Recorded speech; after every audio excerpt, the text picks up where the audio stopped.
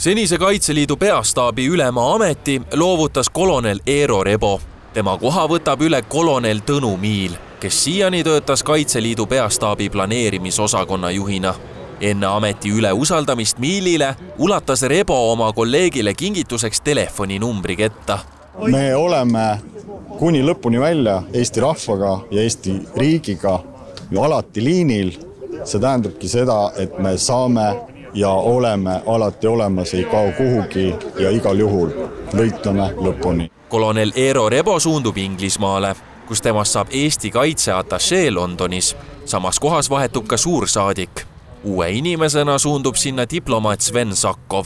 Tänasel pidulikul tseremoonial Kaitseliidu Valge Risti 3. klassi teenete medaliga tunnustatud Rebo tüüris Kaitseliidu peastaapi alates 2019. aastast. Sellised vahetused on normaalsed ja need aitavad teenistuses hoida ideid värskena ja teistpidi ka tempot üles. Ja ma arvan, et Kaitseliit sellest vahetusest kindlasti saab uusi mõtteid, uusi tegemisi juurde ja me ju päeva lõpus ei teeni iseenda, vaid ikkagi riigi ja rahva huvides. Rebo juhtis Kaitseliidu peastaapi aastatel, mil maailma šokeerisid koroonapandeemia ja sõda Ukrainas. Mehe üheks teeneks loetakse droonialase sõjapidamise võimekuse arendust. Me räägime väga palju droonidest, aga me unustame ära, et need droonid mõjuvad lahinguväljale, et me peaks rääkima üha rohkem oma inimeste kvaliteedi tõstmisest ja eriti pöörama juhtide ettevalmistamisele sõja ajal. Need, mis me näeme, mis on droonide mõju lahinguväljas, on see, et järjest rohkem raskust nii moraalselt kui lahingu juhtimises lasub järjest nooremate ja madalamate astmete juhtidele. Miil täiendab edasiste eesmärkide jada veel näiteks operatiivjuhtimise ning lahingvalmiduse edendamisega.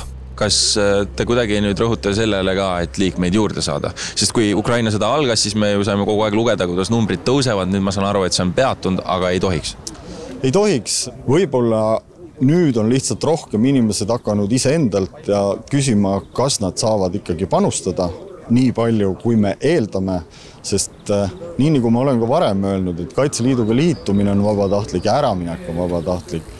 See, mis siin organisatsioonis teeb, ei ole vabatahtlik selles mõttes, et inimesel peab olema loomulikult tahe seda kõike teha, aga see tähendab ka seda, et talle antakse ka ülesanded, mis võib-olla ei meeldi. 1997. aastast tegevteenistujana tegutsev kolonel Miil on korduvalt pälvinud Kaitseliidu ning Kaitseväe autasusid. Lisaks on ta osalenud välismissioonidel Iraagis ja Balkanil.